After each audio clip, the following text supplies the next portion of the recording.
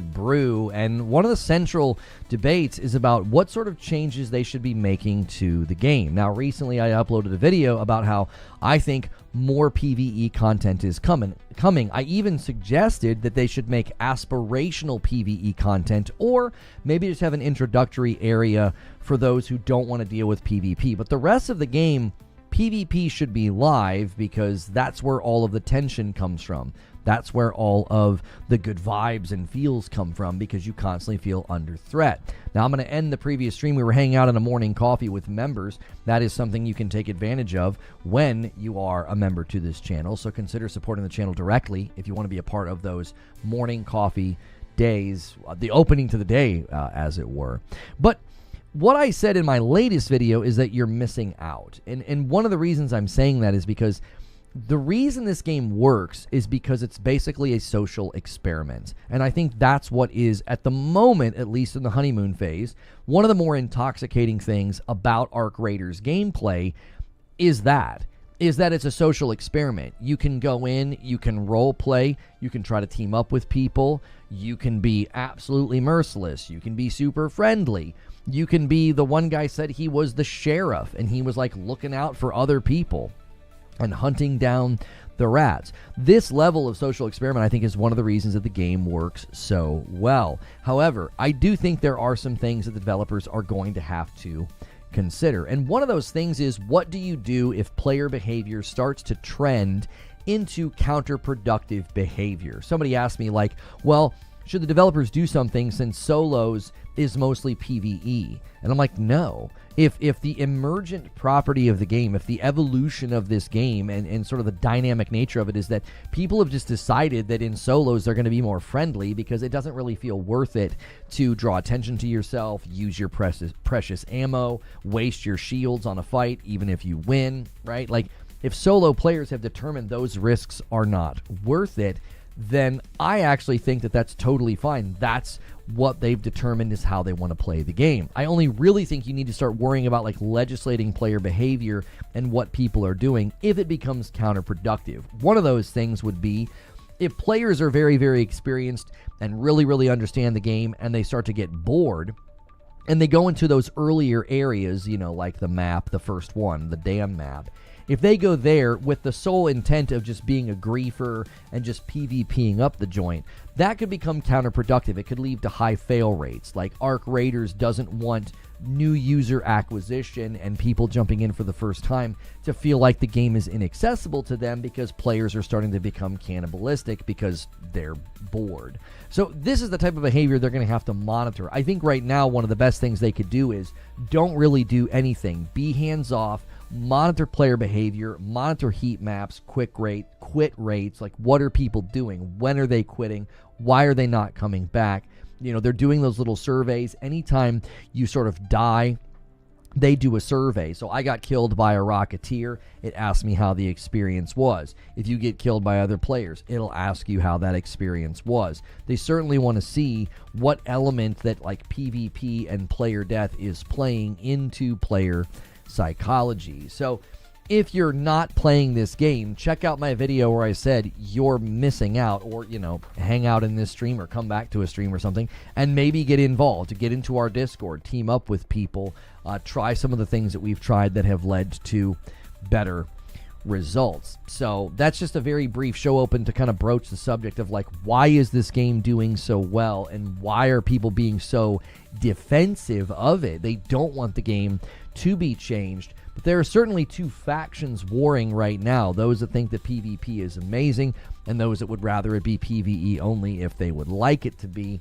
I understand both sides of the discussion, which is actually, funny enough, I think that is emblematic of why the game is so good, because you have very, very different outlooks on how the game should flow. So good morning, good afternoon, and good evening, guys. Make sure and hit that like button to give us a nice strong start to the day. Mike on the mic coming in with a gifted member to start the day. Han shot first and so did you. That's the first gifted member of the day. And then a $5 super chat from Mike on the mic. Let's try to get those first 100 likes, and we've changed the goal this week. Welcome back, Pathalon Phoenix with the VIP Plus. He hits 205, gets us 20 away from the first milestone, and Wired Rope comes in with a 5 bomb over there on Twitch to take the lead for Twitch. We've changed the goal this week. If you guys hit the goal, Madam and I will play Arc Raiders on Friday night. Now, it is my birthday this weekend, but we can still do a double header if you guys hit the stretch goal. The stretch goal is like 750, which you guys have been hitting, 2 or 3 weeks in a row, and then I think we missed last week, which is totally fine. But if you hit it this week, we'll do another double header. We'll give you the gaming news tonight. We'll give you the thing where Madam reacts to the gaming news, but we'll also play Arc Raiders. We'll give you both. Thank you, Dylan, for gifting a member over here on YouTube. And then 500 bits from Wired Rope says more free bits. So apparently you're getting free bits on Twitch whenever you gift a certain number of members. So thank you for that, Rope. Happy birthday. Thank you. I won't be able to stream on my birthday because it's Sunday, but we can obviously celebrate with you guys over the weekend.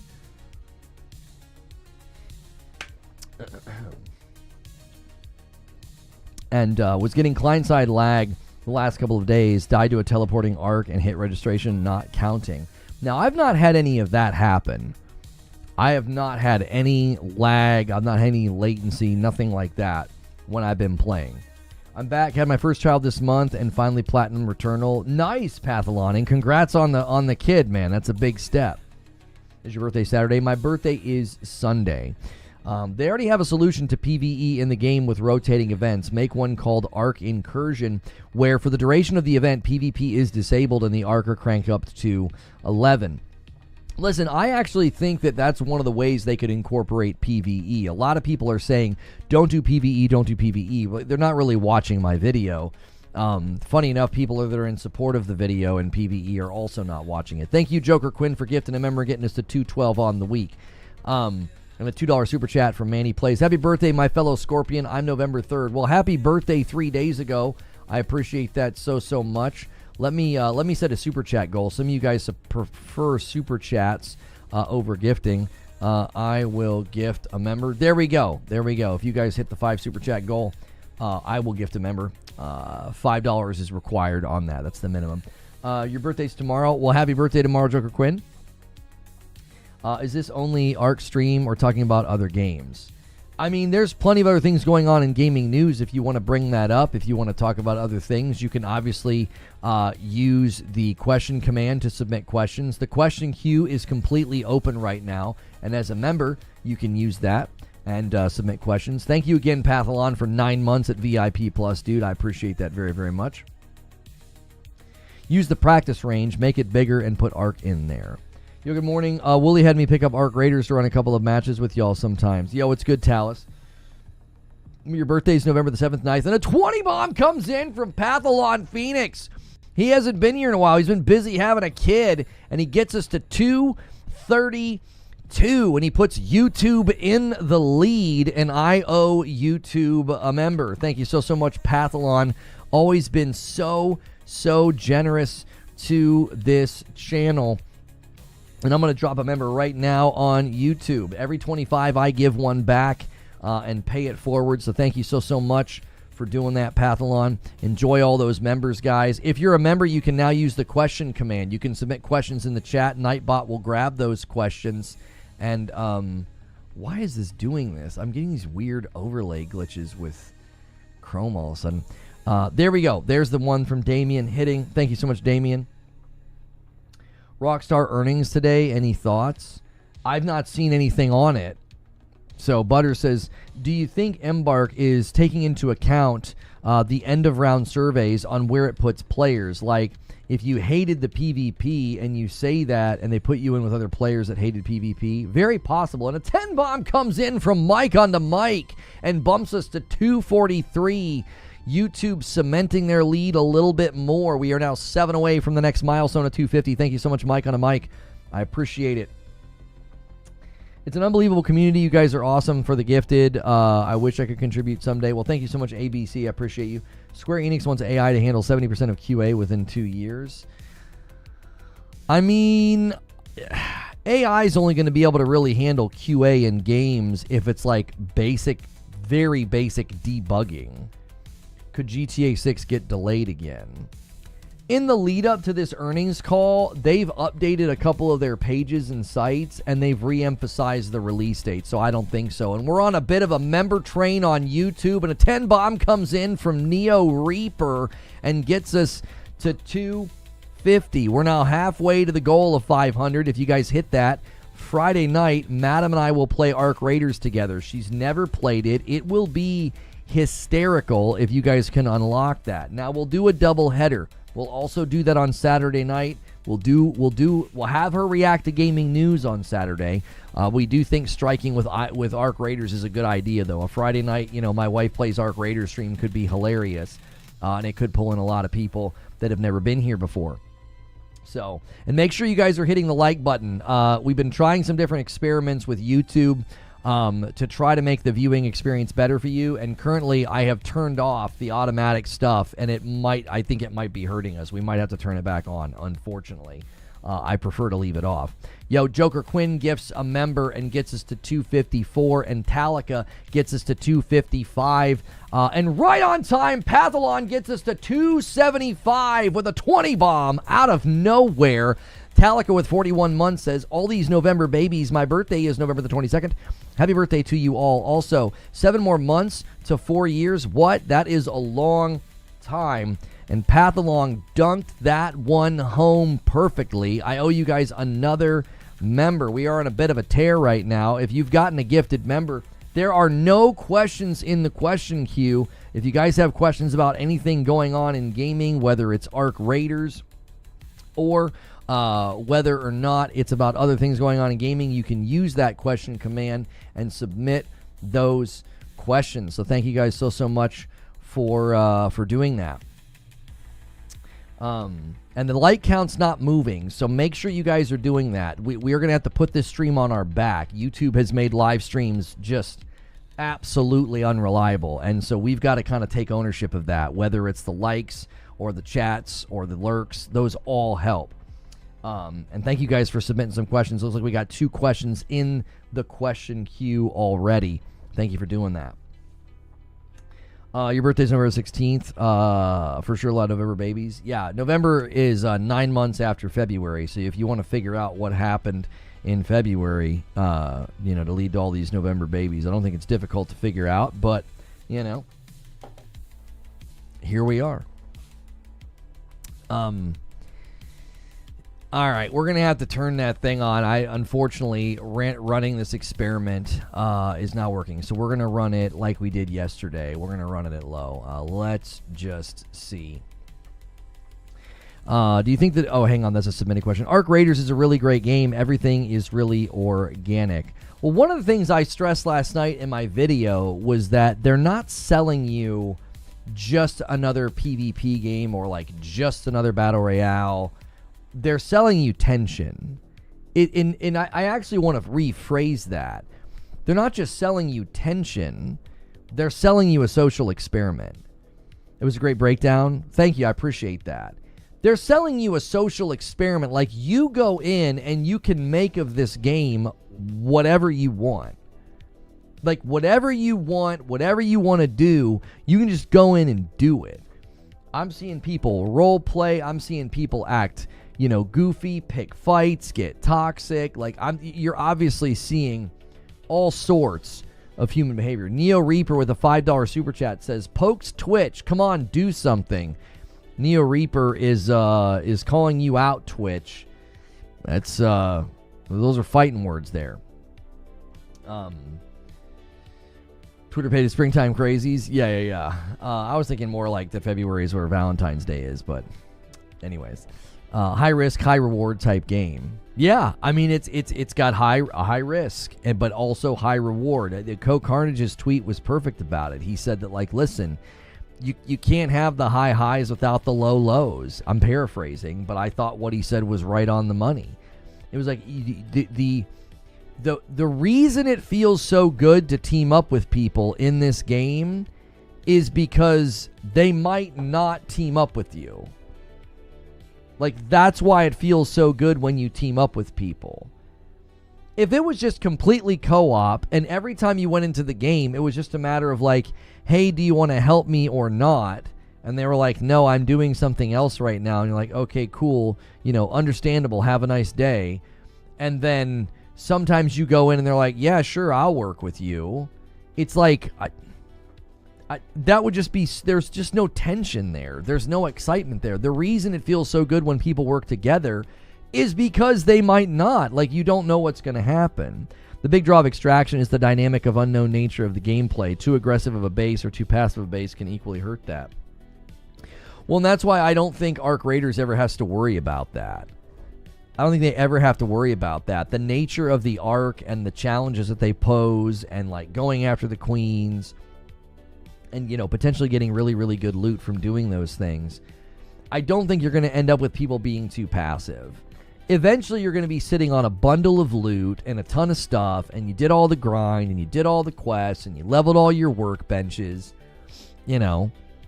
And when that happens, you're going to see them go into the higher levels and try things, or maybe engage in PvP, or, you know, whatever. If you guys haven't hit the like button yet, consider hitting the like button, please. Make that your morning ritual. If you don't mind, it's very helpful. And we need 13 more to get to 100. Can we talk about the $40 price point? I don't think the $40 price point is hurting it at all. I don't think it's hurting it at all. I think that I think $40 is, I said this before the game came out. In the movie Gladiator, he says, you know, if you win the crowd, you'll win your freedom. And I think they won the crowd. They did their tech test, they did their server slam, and they've gotten nothing but praise from the public. People like the game, they like how they interact with the public, they like the feedback that they, you know, their feedback being considered. You know, I think they won the crowd. The minute you win the crowd, like Helldivers did the same thing. Helldivers won the crowd. And when you win the crowd, you win your freedom. Like, people aren't going to be like, I can't believe they're charging $40 for this. People are like, this is so much fun. Like, that's generally how it goes. If you're going to complain about a $40 for a brand new game, it may be time for a new hobby. It helps keep out the cheaters. It's a pretty good barrier against cheaters. Like, it's not the best, but it's a barrier. Me and Cowboy played around last night, and we killed a person who didn't deserve it. LOL, today I woke up feeling guilty and don't know why. Yeah, you ruined somebody's night. You should feel bad, Trey. You should feel bad. I was fighting a leaper. I was down to 8 rounds in my mag. Another raider showed up and finished it off. Then we went on our own way. It was epic. Yeah, and that's epic because that could have literally gone 18 different ways. Think of it like this. So I watched a video last night, and the guy was basically reacting to somebody who's treating this game like Call of Duty with loot, right? He's just going in and PvPing the whole time. Like, that's all he wants to do, right? And the guy responding to him is like, it sounds like you're just squashing this game down into, you know, just the same thing we've done for the last 20 years in basically every game, which is go in, kill other players, and then do it again. Like, and he was basically saying, you know, you're squashing the game down into a very sort of rehearsed experience. Like, Arc Raiders gameplay can be so much more than just going in and shooting everybody. Now, on the other side of this coin, though, I think, is the exact same point to be made. Is that if you just went in and it was strictly PvE, then you're just flattening the game. You're flattening the game out, and like that's all you're going to do. You're just going to go in and like you might see somebody, you might not. They might help you, they might not. It's just it. That's all you're doing. I think that's perfectly acceptable if it's introductory content and you're trying to help people get into the game. I think that's also helpful if you're doing aspirational content and you don't want to spend 20 minutes taking down some big robot only to get shot in the back by somebody. Like, I think you're flattening the game out. You know? I think when you do that, you're gonna run out of things to do very, very quickly. Again, I think one of the reasons this game is doing so well isn't because of the PvP. It isn't because of the PvE. It's because it's a very, very good social experiment. Like, if you're trying to build a live service game right now and you're looking at Arc Raiders and you're like, well, let's copy what they did. Let's do an extraction shooter. Let's have really good AI systems. Let's have a compelling grind and a questing system. Let's do prox chat. Let's do PvP. Just take everything they've done and do it in your own way, in your own context. You know, let's do what they did. It doesn't mean it's going to work, because the reason this game is excelling is because it's a good social experiment. That's why I think it's one of the reasons that Among Us exploded. Among Us exploded because it enabled people to enter into an environment that was a social experiment. Can you trick people? Can you lie, and can you betray, and can you convince people that you're the good guy and not the bad guy? You know, what have you. So, you know, I would say that's why this game is being successful. If you think that, well, this is now the way forward, let's all do extraction shooters with prox chat, that isn't necessarily the reason that you might not be successful, because it might look like a trend chase. Lono shares a B-Day with my daughter. Happy birthday. Thank you, Lazara, for saying happy birthday. Make sure you guys are hitting the like button.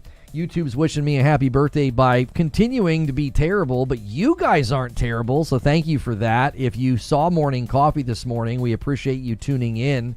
And we are now in a public stream. We are not in Morning Coffee anymore, so make sure you guys are hitting the like button and going through all of the rituals. I'm going to repeat, I think social sandbox is more accurate. Experiment tests a theory. Sandbox gives people a space to play how they want.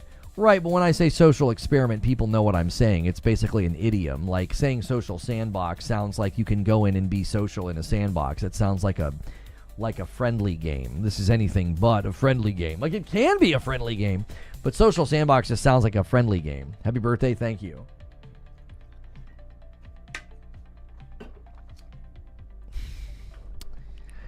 All right, let me take a question from Petrov. Do you think all new Portal upgrades are a precursor to the PlayStation 6 handheld? The Portal upgrades have nothing to do with the handheld, because the Portal upgrades are just the ability to play through the cloud. I mean, I'm assuming the new handheld would be able to play through the cloud, but a brand new handheld wouldn't be in relation to cloud functionality. A new handheld would be basically somewhere to play native. So, how long can the game last? A few weeks. They have a pretty extensive roadmap, and they have a ton of things that they can do. See, one of the things that they're going to benefit from is they spend an awful lot of time building, PvE mechanics and AI, right? And that gives them the ability to basically take the Helldivers approach. So Helldivers can reinvigorate their entire game by saying, there's this new unit, new planet, new fight, new whatever. And when you do that, you're giving players a reason to come back and keep playing. So I don't necessarily think they're in the same situation as, like, a lot of times what they'll do in a PvP game is they're like, well, here's a new battle pass, and here's an event where everybody looks like a chicken or something. Like, they'll just do goofy things like that. And largely, you're still doing the same thing. You're just going in, grinding out, weapon skins or, a battle pass. You're just going in and shooting people. Arc Raiders can be like, hey, brand new arcs, brand new environment, brand new event, brand new this. Like, that's, I think, one of the best things about it is there's not really any limitation on, like, what they can do or what they can add. And that's the question, is like, well, can it last? Can it last more than a couple of weeks? I mean, I don't necessarily think the question is, can it last? I think the question would be, like, how long can they add content to the degree that the community keeps coming back and being excited about it? To max out Arc Raiders, it'll take hundreds of hours. Yeah, like if you're trying to max out skill tree, max out, everything, and then there's the ability to do gear wipes and reset your character. It's kind of like survival crafting game with ongoing content. Yeah, kind of. Yeah. Anyone else have any issue streaming games? I did it this morning, no problem. I did the update, and I opened up one of the games that I own. So on my portal, there's over 200 games I can stream without my PlayStation being on. Games that I own. There's over 200 I can stream right on the device. I just need a good internet connection. I don't need my PlayStation to be on. Just cloud stream the games. So, yeah. If you guys have not taken advantage of our big coffee sale, we've been doing the coffee for a couple of years now, and we're moving through the medium roast and light roast inventories. So they are now $10.95 a bag, which is cheaper than you can get coffee basically anywhere. So if you guys want to take advantage of that, use the coffee command or use the coffee link below. Happy birthday, Lono. Thank you, Dylan. My birthday is Sunday, so we will not be able to do a birthday stream. We could do the birthday stream Saturday if you guys manage to hit stretch goal. Friday night will be Madam and I playing Arc Raiders if you guys hit the stretch goal. She has not played yet. I will not let her practice. It'll be the first time she's ever played the game. You need to have the highest level of PlayStation Plus for cloud. I believe so, yes. You've heard of extraction campers? Get ready for spawn campers. Are people why would you spawn, like, camp the spawn point? So this guy just spawned in the game. So I'm assuming somebody's going to be up here, like, at the exit of the door, right? Yeah. Oh, is he even there? It looks like somebody put a trap there, like nope. There, he's definitely there. He's up on that bridge or up on that rock. Yeah, I mean, I would say that right there is the type of behavior that they're going to have to monitor. I would say that's what I was talking about earlier, where that would be counterproductive behavior. That's not stealing. That's not stopping somebody from extracting. That's literally just being like a troll.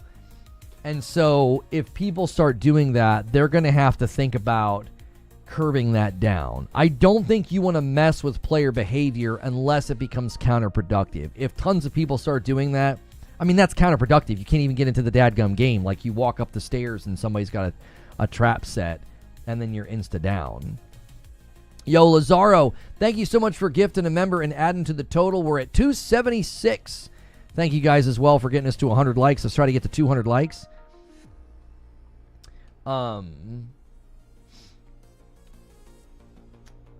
That's on the devs to make it not possible. I don't know how you make that not possible. You know what I mean? You're removing threats from the map. Yeah, I don't think that it justifies it. If you have, and again, this is where the developers are going to have to ask, do we have player behavior that's becoming counterproductive? If you get a bunch of bored players that go down to the first map and just sit on the spawns like that, farming people because they think it's funny, that will drive people away from the game, right? Like, that's not the way the game is intended to be played. Like, you're playing the game in a degenerate way. You're not trying to get loot. You're not trying to remove a threat. You're being toxic. Like, you're like, I'm going to camp the spawn, so as soon as someone comes in the game, I send them right back to the lobby. Again, a developer is going to have to curb that and say, that's not the intended purpose of this game, is to camp a spawn point. Now, whether that means they're going to have to, like, randomize spawn points, or I just don't know. I don't know what you would do.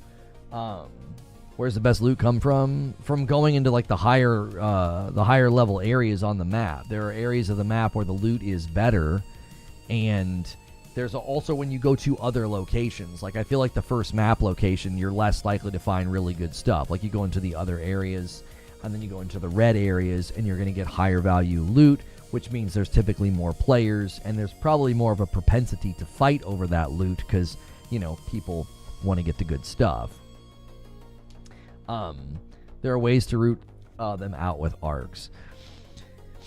Yeah, again, you don't, because somebody asked me, they were like, well, what do you do, you know, what should the developers do since the people, you know, a lot of people are now doing PvE in solo.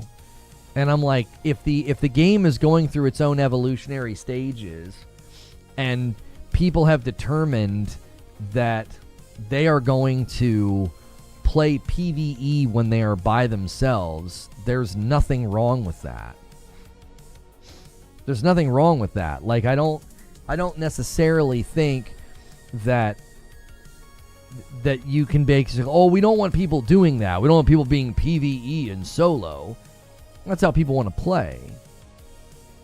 But if player behavior starts to turn cannibalistic to where, well, I'm bored, so I'm going to go to the first map location where it's easy to camp spawn points and be a troll, well, that becomes counterproductive because you're having players immediately get into the game and get killed, right? Which is, that to me is not a form of gameplay that I think is conducive to health. You're literally making it to where someone can't play. Like, they wait, they load in, like, oh, sweet, I'm going to play. They run up the stairs, and you have a bomb waiting for them. There's nothing legitimate about that at all. And so if that's going to happen, you're going to have quit rates increase. You're going to have people leave. And that's not what you want. You want people to be enjoying the game and playing, not leaving because somebody, like spawn camped up, the early maps. The devs can certainly do things to address it, but it's part of the game. Removing other players from the map to enable free and easier looting is an aspect of the game. It's the same as an extract camp. I don't think so. I don't think it's the same as an extract camp at all. I also don't think it's legitimate because, like, oh, I'm removing players from the map. The way this game works, you can spawn into the map at any point in time. I've spawned into the map with 16 minutes left. So, what exactly are you doing? You're like, oh, I'm removing threats from the map. Really? What, are you going to stay here the whole time? Are you going to monitor this spawn point the whole time? You're not looting. You're not trying to extract. Like, I feel like you're trying to have, like, a charitable read on what they're doing. You know what they're doing. They're being toxic. They're not removing threats from the map. Like, oh, this will help me extract. The time that they took to get stuff, go to that spot, set the trap, climb that mountain, they could have looted an entire building and left in the time that they did that. Like, the actual pain point you're alleging they're removing is not a pain point in the game because it's not even a threat to them. By the time he did all of that to remove that one player, he could have extracted. It's like, what do you mean you're removing a threat? So what are you going to do? You're going to do that for 15 minutes and then go play the game like, I've removed all the threats. No, you haven't. Anybody can spawn in the game at almost any point in time. There's probably a limit, right? If there's like 4 minutes left, they won't put you into a game. 10 minutes is the lowest you can enter the map. Right there. So, like, if I can get into the map with 10 minutes left, and you've sat there for 20 minutes eliminating players as they spawn in, so I guess you would do that, and then what, the final 10 minutes, then you start going and looting and trying to get stuff to get out, and you're like, yep, removed all the players. Homie, I played last night for 5 minutes, filled my inventory, and extracted. In the 20 minutes that guy's going to spend doing that, he could go in, get stuff, and get out 4 times. He could do that 4 times. You're entering a survival playground. There are no rules and no specific ways to play. You're not engaging with what I'm saying. You're speaking in a platitudinous, generic way and not actually saying anything. Anytime a game like this has player behavior that becomes counterproductive, the developers are going to have to consider what that does to the game. You're trying to paint it as like we're asking for rules and nanny state. No, they're in the business of people playing the game so that they can make money so the game keeps going. And if you let like degenerate behavior and cannibalistic behavior descend on the game, you will lose players, lose money, and then what are you going to have? Like a core group that likes to sit on rocks and stare at spawn points? Like, you don't want to let certain types of behavior get a hold of the game and then just shrug and be like, yeah, well, anything goes. No, not anything goes. These types of games have to consider that it is an experiment of social interaction, and if players are going to play in a way that drive others away, that's going to be counterproductive to the aims of the game. If every single person went into this game over a weekend, where, like, let's say they were doing a free weekend, right? Like a free weekend, we're gonna let players come in and try the game for the first time, and a bunch of D-wagons are like, you know what we're gonna do? We're gonna go to the opening map and we're just gonna spawn camp the whole time and make these new players. We're gonna make their life hell. if you're going to shrug at that and be like, yeah, well, that's just the way games go, it sounds like you're probably one of the people that do it, and you're probably doing it either because you're bored or you're bad, and that's the only way you can get kills. It's sort of a self-report if that's the only thing you're doing in the game. Defending it is also kind of a self-report. You're probably doing it. That would literally be a self-defeating exercise. You're literally making it to where the game is not going to gain new players. Like, you're never going to gain new players if you treat the introduction to the game in that way. This is why I think having an introductory area that's PvE only would be ideal. Because soft players always play this way. They're not good enough to actually play against other people who are slaying out with high gear. They're going to go down where everybody's new and everybody has low level nothing, and they're just going to pick on players because they don't actually want to face anybody with skill, so they pick on people that are just spawning into the game, right? That's the only way they're going to get kills. And so you have to be leery of that and be like, well, we should give people an environment where that can't happen. I've been doing this a long time, trust me. When we would play headquarters in Call of Duty, the softest players would go there because they couldn't hang in team deathmatch. It was the only way they could get kills was to go into headquarters, and then they would just shoot people in the back who were running to the headquarters, and they would never go to the OBJ. Why? Well, because it was the best way for them to get kills. Soft players always go path of least resistance to get kills because they can't get kills otherwise. And so if you're going to let people do that in this game, and you're going to be like, yeah, that's fine. Introductory areas of the game are now being overrun with spawn camping, griefing, and toxic behavior. If you just shrug and say, yeah, well, it is a survival environment where anything goes, I think what you're going to end up doing is you're going to end up losing people. I'm not shrugging at someone totally griefing, but I don't know the player's mindset from a 10-second clip. I just know how I play, and the first few minutes of a raid, I'm looking for players that are in my area.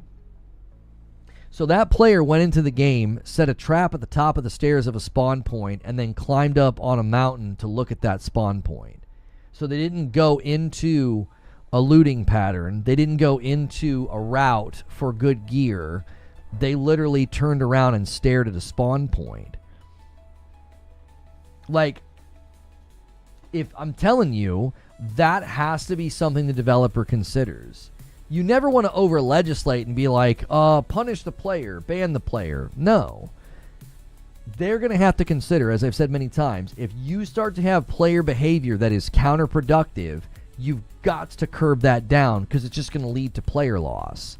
You can't have people spawning and dying within 5 seconds. If that guy has that experience a couple of times a day, that homie's uninstalling and he ain't coming back. Why? Well, who wants to do that? I didn't even get to play. I spawned in, ran upstairs, died. What's the point of that? It's not even like you had loot. The intoxication of the game breaks if you don't even get into the actual game. Does that make sense? Part of the reason the game is so intoxicating is you can go in, you can loot, you can get stuff, and then you try to leave, and if someone kills you in that process, there's something intoxicating about that. You had sunk cost in the mission. You had some stuff that was really valuable, and that's very upsetting. Playing the game for 20 seconds and having someone kill you, that's you're not even getting into the part of the game that is intoxicating. You're just getting bullied out of the game. That's not ideal. Rust is the best example of what happens to the social experience. They've been successful and didn't compromise the experience. I don't know much about Rust, but I probably would put money on the table that you're misrepresenting the game and acting like they've never made a single change to curb certain types of player behavior. I have a very difficult time believing that a game that's been out as long as that has made zero changes over the years. None whatsoever. They're like, no, that's totally fine. We're not making a single change to anything in the game, regardless of what players are doing. I don't believe that. I think that's probably that sounds like a big fish story. There's just no way. Any game like this is going to have to make changes if certain things start to happen or certain things start to show up in a way, again, that's counterproductive. I'm not labeling it and saying these players are toxic and these players are not toxic. I'm saying it's counterproductive if you let players do things like that. You're going to drive people out of the game, and the developer doesn't want that. You want people playing. You want people, spending money.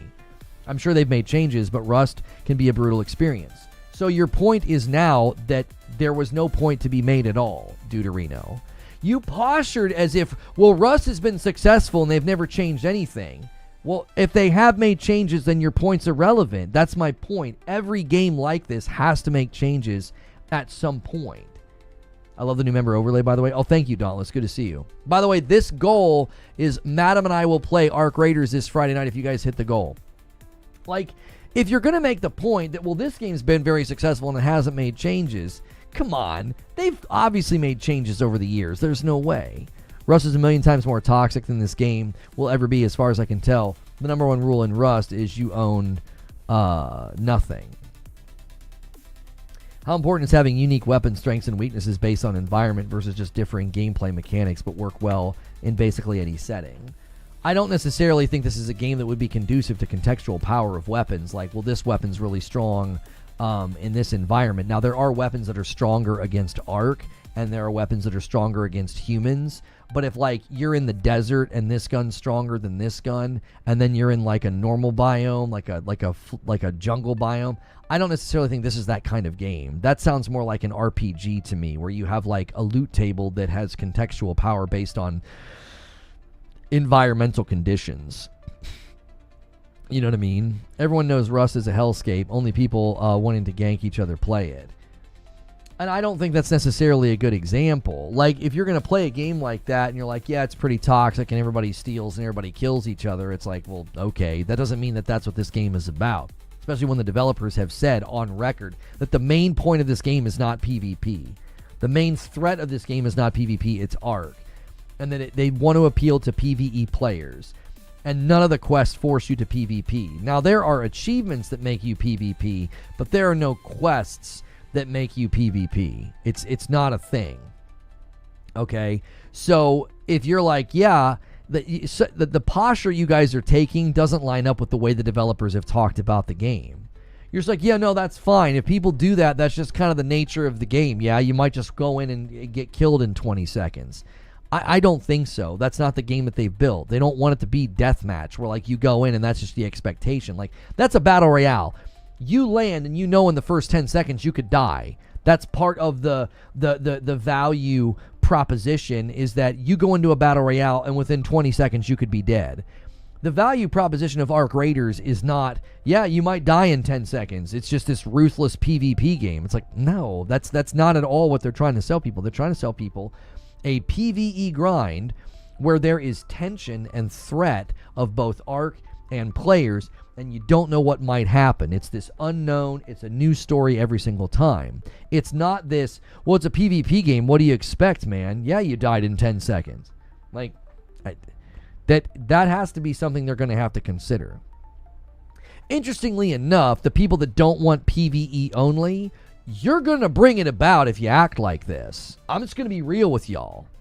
If you're going in this game and you're just being a griefing rat and you are PvPing, you are spawn camping, you are extract camping, if you are making this game hell for everybody else, if that's your mission, you're going to get the thing that you don't want to get.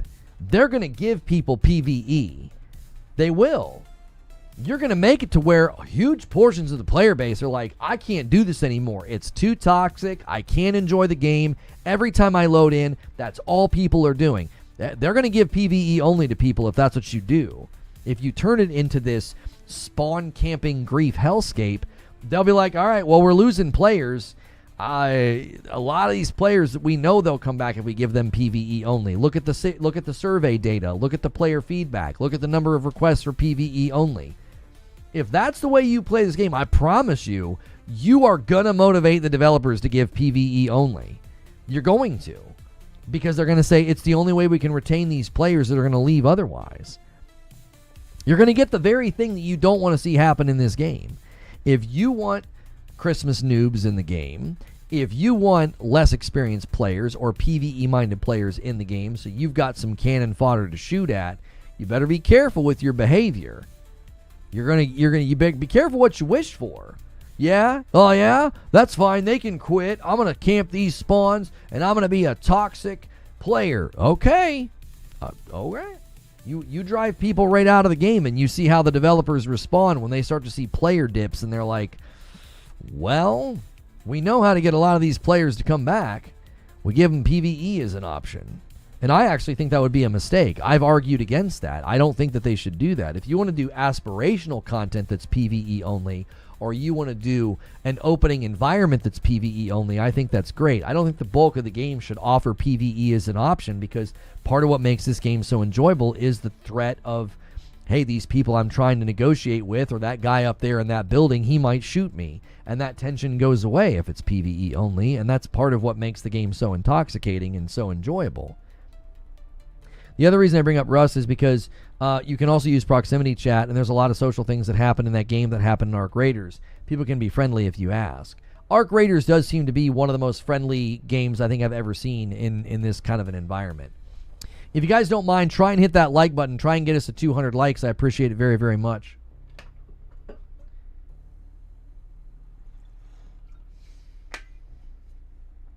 The more I hear, the more I see a great deal of expertise in the making of this game.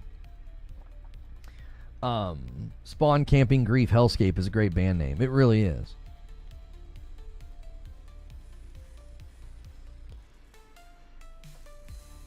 In Arc, can you see the player name above the character's head? I don't think so, but I think if they kill you, it tells you their name.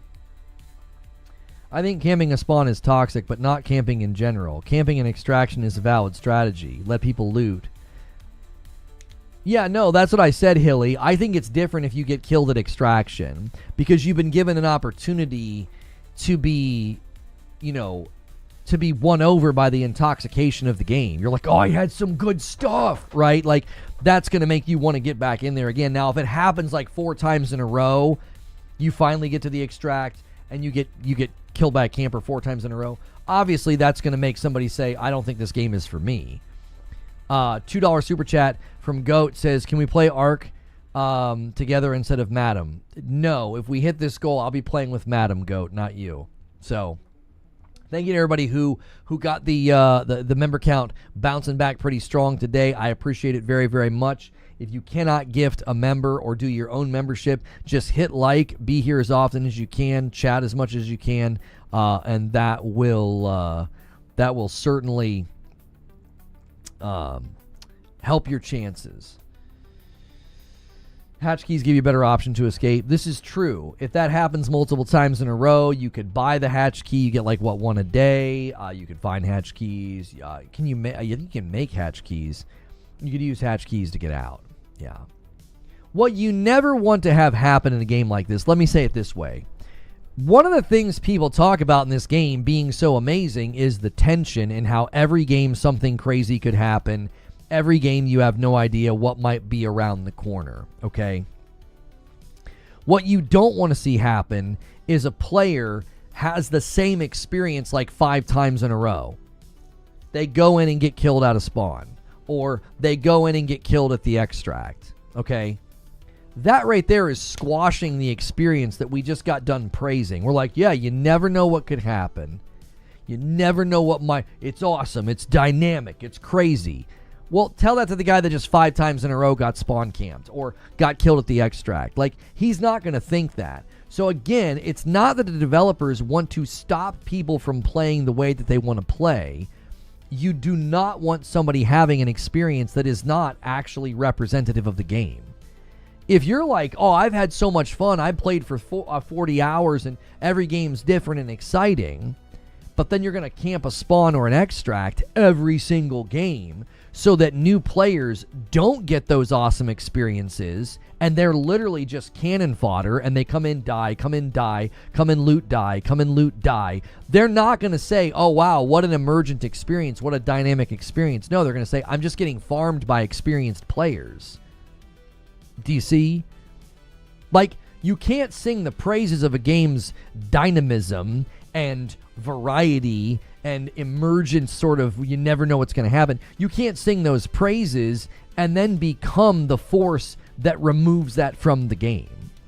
If you become sort of an acidic presence in the game to where people are not having those experiences, they're just having their experience squashed down into it's the same thing 5 games in a row, I mean, you're basically making it to where those people are unlikely to ever come back, which means then the health of the game could suffer because you're not letting people experience the game as it was designed to be experienced. You're just basically griefing. Like, because imagine a brand new player buys it, their friends tell them it's great, they boot up, they get home, and they get killed out of spawn 5 times in a row. No one's going to have that experience and be like, well, that's just the way the cookie crumbles. They're going to say this game is stupid. They don't have any reference of understanding what's going on. All they know is they ran upstairs and died. Go Gaming with a $2 super chat. The subs have been begging us for us to play Arc. I think your propaganda gets better footing on Twitter because everybody here can see chat. If you got to a party and you piss in the punch bowl, you're going to ruin the party. People know this game is about the experience. Anything can happen. If you don't like it, don't play it. There's lots of games to play. Change the experience and you'll kill the game. Too many crybabies. Well, I don't know if you're, Trey, I don't know if you're interacting with what anybody here is saying. I'm not seeing anybody crying or trying to change the game. I'm certainly not. I'm saying this game is an amazing cocktail of tension. And you're going to squash that if all you do is grief spawns or extracts every game. You're squashing the player experience into, I just go in and die. I don't even get a chance to do anything. Like, they're not getting to experience all the things that we've praised. Yo, Mike on the mic with a 5 bomb gets us to 281. We're a 20 bomb away from the next milestone. Whoever hits it gets it. Twitch, you're way behind. It's 73-8. See if you guys can't rally back. So again, I think sometimes we get lost in the fray here because people just deal in extremes. This is something that people say commonly anytime I've provided feedback on games for the last decade. It's fine how it is, leave it alone. Okay, let's just analyze that statement, shall we? Right? Let's just analyze it. The remarkable amount of presumption to think that a game is just fine. It needs no changes, no updates. It's perfect out of the box. Okay. That seems to be like a pretty ludicrous position on any game ever. Almost any game. Now, like a single-player game that's been very well balanced or something, maybe. But like a multiplayer game where players can kill each other, I have a very hard time believing any of these games have ever arrived out of the box, perfect, no need for change. I think that's a ludicrous position. Like, come on, dude. There's always tweaks, adjustments, and changes that can be made to improve it and make it better. Thank you, Joker Quinn, for gifting a member as well over here on YouTube, taking us to 282. Right? Now, you got like a really well-balanced game, and everything's very fine-tuned, and someone's like, I think all of the bosses should die from one hit. Like, I can understand someone being like, this game's fine the way it is. And a 20 bomb comes in from Mike on the mic and gets us to 300. Twitch, it's not your day, man. It's not your day. You're going to need a monster to show up. I am wearing this shirt because it is my birthday week. I can't celebrate my birthday with you guys. My birthday is Sunday. But we can celebrate on Saturday if you guys hit stretch. Matt and I will play Arc Raiders on Friday night together. You guys are certainly getting us close now. You guys are certainly getting us close. Thank you again, Mike on the mic. Very generous. Guys, if you got a gifted member, be sure to say thank you to Mike. And then hit the like button as well. And Wired Rope does a 5 bomb over here on Twitch to keep Twitch in the fight. Thank you so much, Wired Rope. 94-13. You guys are going to have to bat signal pork pie on Twitch if you expect to catch up today.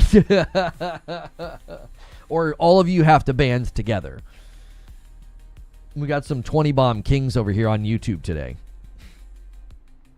You could have just told us your birthday's on Saturday. None of us care enough to actually keep track. That is so mean. Oh my gosh. That is so mean. Oh golly. Anyway, what the point that I'm making is there's no way a game like this out of the box needs zero adjustment or refinement. What I think the best thing for the developers to do right now is just gather data. Just gather data. Player feedback, player behavior, heat maps, quit rates, all of that. Just record all of it. If a month into the game, they've determined players are doing X, and this is happening so much, we are noticing pretty measurable causality that it's making people quit the game. Okay? That is very likely a cause for action. Like, we're going to have to do something about this.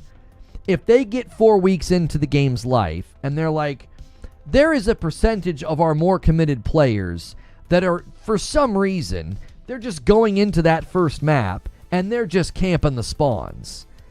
And we're noticing a high degree of quit, like real quit, like don't come back quit, not quit for the day.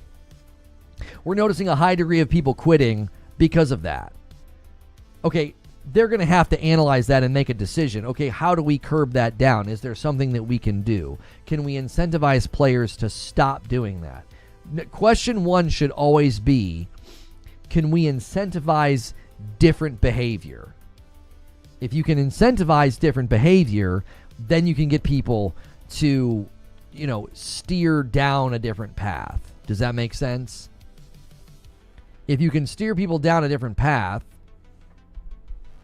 you may be able to get them to do it without feeling like they're in trouble or being over-legislated. So choice one from any developer should always be, can we get players doing X to do this over here instead? Can we do that with incentive? If you can do it with incentive, you're going to get better results because the players are going to feel like they chose it on their own. If you try to stop them, now they feel like it's a fight, and they're going to try to get around whatever you've done. We're trying to minimize spawn camping, so we've instituted They're going to be like, okay, I'm going to figure out a way around those things. You see, like you're putting up a fence, and they're going to figure out how to jump over the fence. That you're putting up a barrier, and they're like, we're going to try to get around this barrier. You're making it so we can't do the thing that we want to do. So that, no one's quitting. What I'm saying is in a month, Embark's going to have to run the numbers and make sure you don't have certain patterns of player behavior leading to high levels of people quitting. If that makes sense. Double loot for 0 kills. The problem that you're going to run into is once somebody gets to that point, Jonathan, and they're kind of bored, and they're just sort of going down into early areas and just farming people, like they're just camping spawns to just, they're just being a degenerate. I mean, that happens. That's just what happens. I've said this many, many times. My experience with PvP games has never changed. There is a honeymoon phase, and then the honeymoon phase has its equal in the degenerate phase, the cannibal phase. People get bored and they turn to degenerate behavior and they cannibalize the game. Without fail, this has happened in almost any PvP game I've ever played. There's always that honeymoon phase. People are like, this is the new hot thing. This is awesome. Then you get into metagaming, and then metagaming leads to degenerate cannibalistic behavior. Like almost every time, those are like the 3 phases of a PvP game. This is awesome, new car smell, honeymoon phase, this game is so great. Then we get into metagaming, everyone's complaining about the meta, this gun, that gun, too strong, not strong enough, OP, nerf, blah, blah, blah, right? Metagaming becomes this big fat slice, and then you get on the other side of metagaming and you just get into degenerate cannibalistic behavior. Yeah, somewhere in there people are cheating in a lot of these games. And I'm set in a game like Arc Raiders, again, I'm not advocating for change. I'm saying they're going to have to run data reports, and at the end of 4 weeks, they're going to have to say, is there player behavior that's counterproductive? Are we losing players, engagement, money? Are we losing DAU, MAU? Are we losing our monthly active user base because of something that's measurable, and then subsequently, is that thing then preventable? Can we get people to stop doing the thing that's driving everybody nuts or frustrating everybody, right? Like, I think that's all I'm saying. Because we just watched a clip of somebody get killed right out of spawn. And if that's what the game turns into, because people get bored and they're just clip hunting and they're just wanting to see people like crash out and get mad, that will turn sour very quickly. I mean, I got news for you. I don't have a ton of time, so if I boot it up on a Thursday night, let's say my wife's going to something with her friends, and I boot up, and I'm like, yeah, I'm gonna play some Arc Raiders. I'm just gonna grind solo. I've got some quests to work on. If I get out of spawn and a couple of times in a row I get killed by somebody camping a spawn, homie, I'm shutting the game down. I'm gonna go play something else. Like, that is quite, I mean, in the most literal sense, that is a waste of my time. If all I'm doing is walking out and dying right away to a spawn camper, it's like, well, I didn't achieve anything. I didn't get to work on the quest. It's one thing if like you work on a quest and you get a bunch of XP from looting and finding things, and then you get killed at extract, and you're obviously angry because you lose the good stuff that you find. But you still got XP and you still got to work on your quest, right? If I go into the game and I'm dead within 20 seconds, and that happens a couple of times in a row, homie, I'm out. Like, I've got better things to do. I'm not doing anything. I'm not. I'm holding forward on a joystick and ending up back in the lobby. Do you see? Like, that... Can you play without people? Yeah.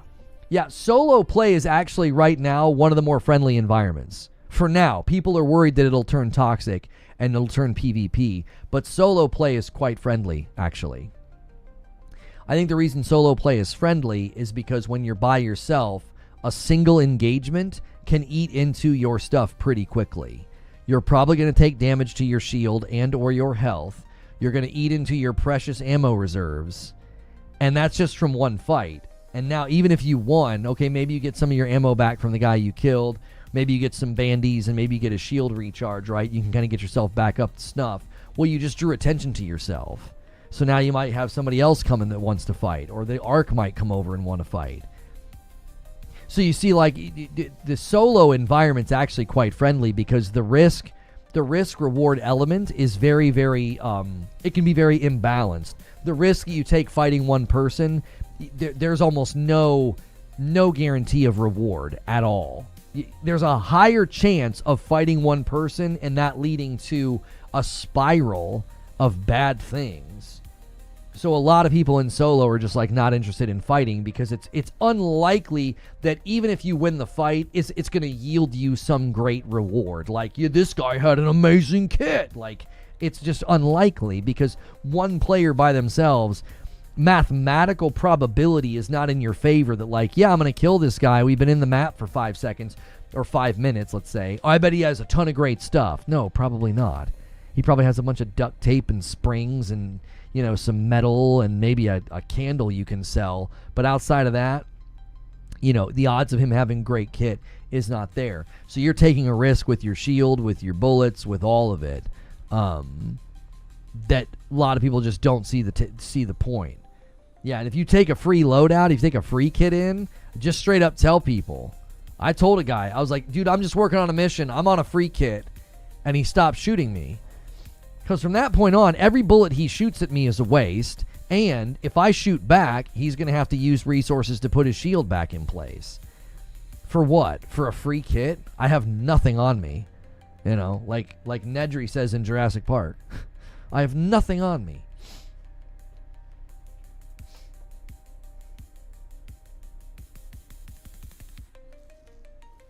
Maybe ammo and a couple of crap guns and some healing. Yeah, generally speaking, especially if it's early in the match too.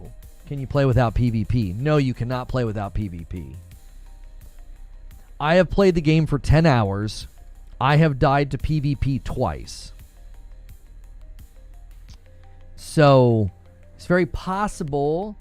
It's very possible that I've gotten lucky.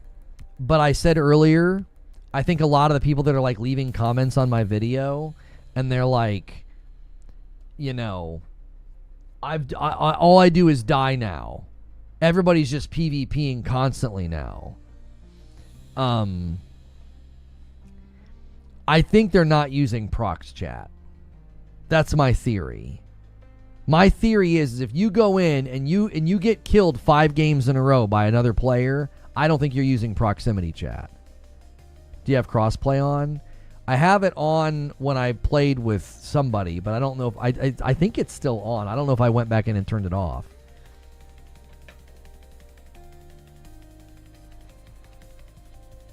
You have the gift of gab on your side as well? I don't feel like I'm flexing my gift of gab when I say, chill, bud, chill, homie, chill, chill, chill. I'm working on a mission. Like, anybody can say that.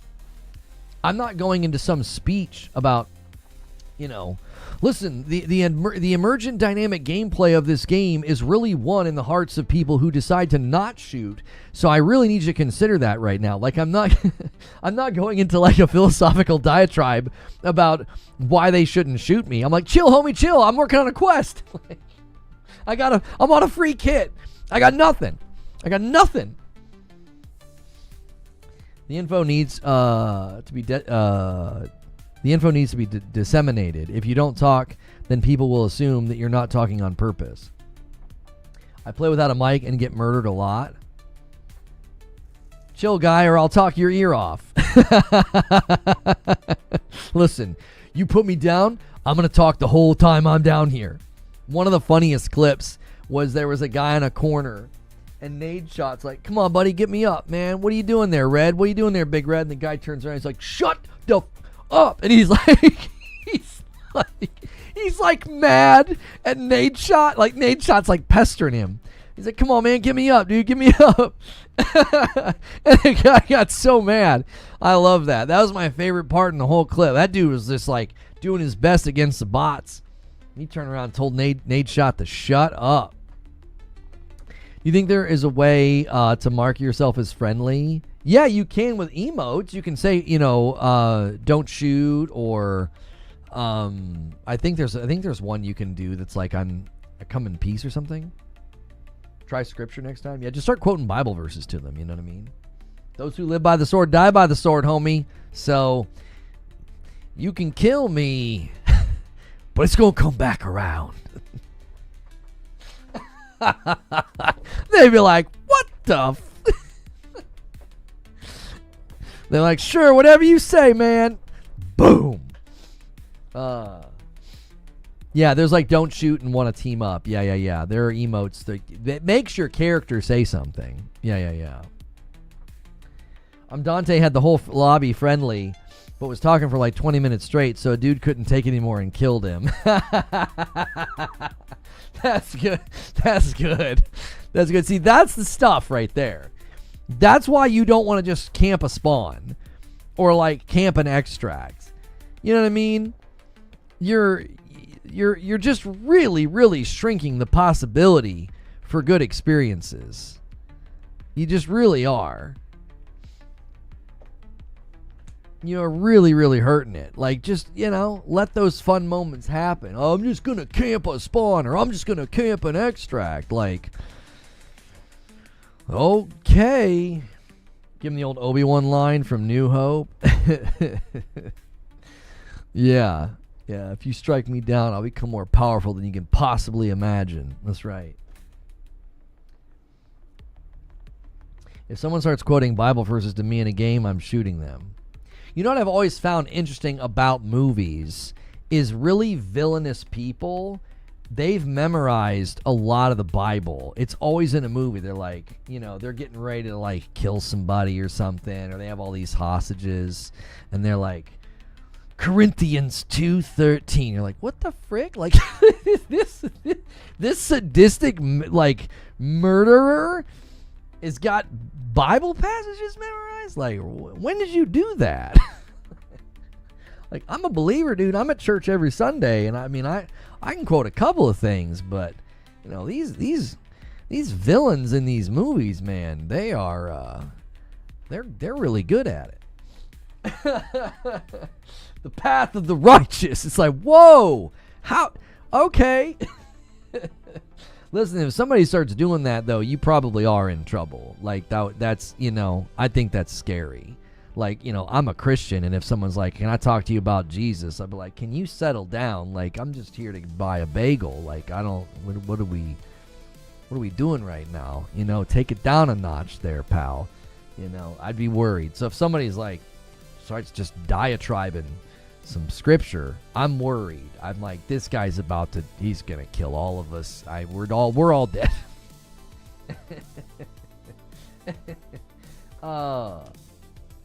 The grand illusion in those movies, even pastors I know don't have everything memorized. I've only known one man in my life that was like a walking, like he had these cards he carried with him everywhere. And the homie could just, I mean, in an instant. He was very good at it. I've only known one guy like that in my whole life. Yeah, we're all cooked. We're all cooked. What was that? Sounded like something fell. Sam Jackson had to change a heart in that movie. It was the whole point. Yeah, well, yeah, but still. I mean, there's one particular scene where you know, you're like, this is bad. This is about to go real bad, you know. When he turns around, he's like, and I will strike down with... It's like, okay. It's coming.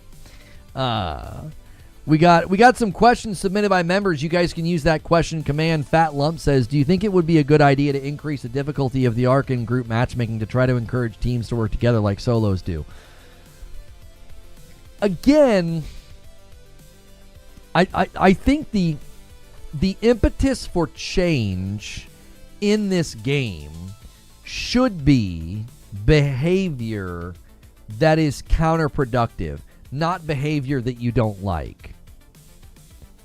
Like, do you see, like, there's a categorical difference between, like, if the early map is just full of spawn campers, that's counterproductive. Okay? That's not like, well, I don't like that. It's like, no, that's counterproductive. You're not letting people play the game. They're dying 10 seconds in. That's stupid. If you're like, oh, I don't like how squad play has a prevalence to PvP. Okay, I mean, that's... I don't know if you could argue that that's counterproductive. That's kind of an emergent property of the game, that when people are in groups, they feel more emboldened to engage in fights. And they also want to remove you because you're going to take stuff. Multiple times now I've been in a group setting and we go to loot someplace and I've got the key and like, oh yeah, let's go get the loot, and all the loot's gone, right? So squad play, it makes sense that one of the emergent elements of squad play is that it's more PvP. That you just don't like it. That's not necessarily counterproductive. It's counterproductive if people can't play the dadgum game because losers are spawn camping. Like, that's counterproductive. I think you have to have like a category for what's the impetus for the change. Well, I don't like it. I wish people were more friendly in squads. Okay. I mean,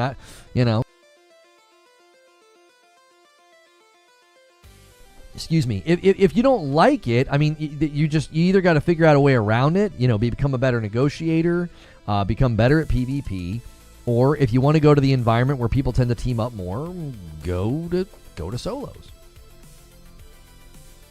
You know. There was research that found that cops with partners were more likely to charge into danger than solo cops who would wait for backup. It's quantified truth.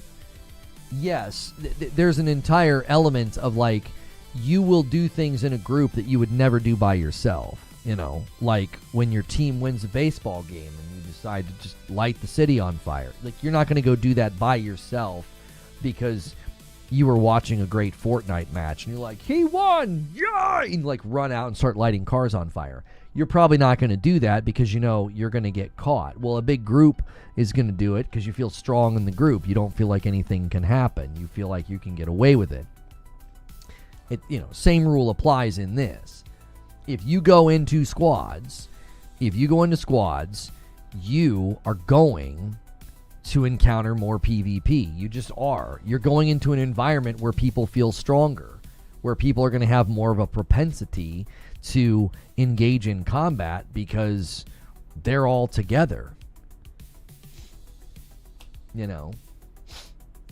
So again, I think a lot of the times in these discussions, what gets lost in the fray is you shouldn't be having the game legislated to what you like. It should be legislated to what's best for the game, what's going to help the game flourish. Counterproductive behavior that drives people away from the game because like you're not letting them play because you're like camping a spawn or something. That's counterproductive. Like that's not going to help the game flourish and grow and have a vibrant future and a healthy player base. Squads trending toward PvP. Yeah, legislate to health, not preference. That's exactly right. Yes. You're legislating so that the game is healthy and has a long, successful, future, not just preference. Like, well, I like PvE, so I really wish I didn't have to deal with this. Well, I'm sorry that you don't like it, but again, if it's counterproductive, then go ahead. Legislate to it. Get rid of it. Remove it from the game. If they can come up with a good solution to keep the spawns from being camped, then that I think is worth looking into. It's worth looking into. It's like, well, people are going to camp the spawns and we're losing players because now you got new people coming in. They got no idea what this is or why this is happening. Can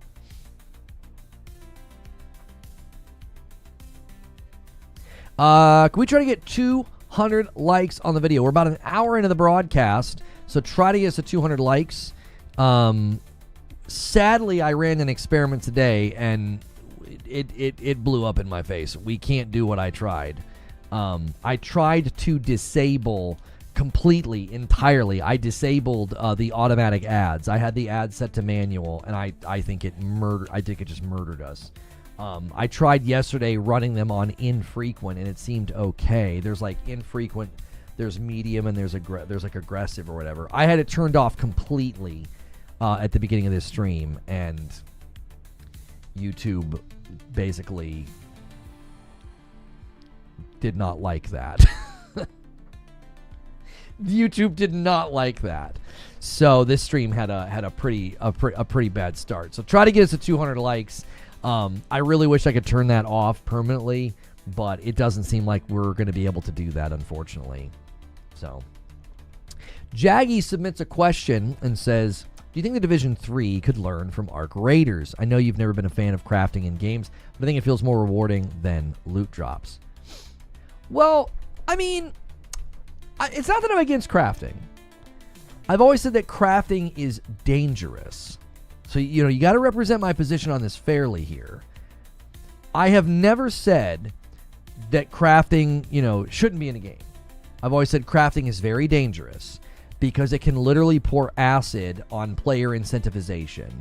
Why am I going to go grind these fights and these bosses, these worlds, and these encounters if I can just basically run a loop that gives me 100 blue thingamadoos, and those 100 thingamadoos, I take those and put those into a vendor that gives me the best gun, right?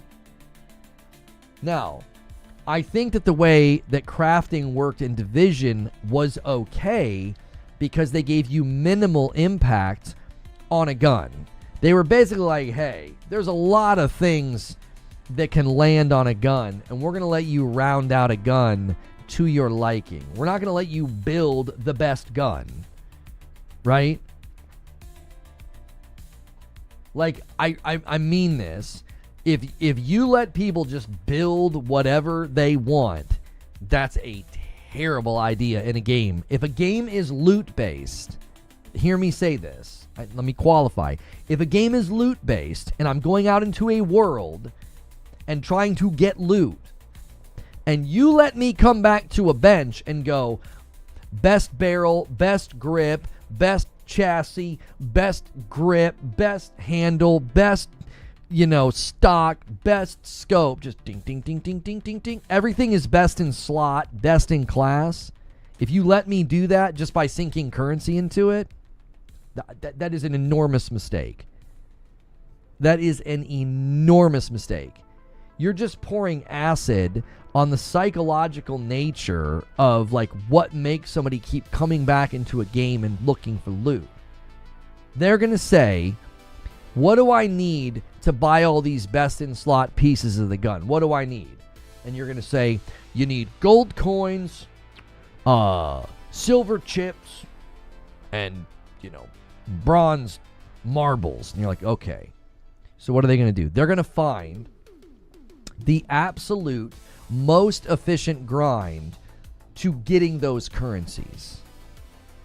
They're not going to go look for loot. They're not going to try to find loot. There's going to be zero dopamine content loop of trying to find the good stuff. It's going to be, okay, so what you want to do, guys, is you want to go to this map and take this route into this building and take a left and open this box. This box has a very high probability of having the gold chips in it. And then you go to the next building, and that's got a really good spot for the bronze marbles. And what you do is, after about 45 minutes, you want to get out. I did this grind for 6 hours, and in 6 hours, I had all the currency needed to make the best gun.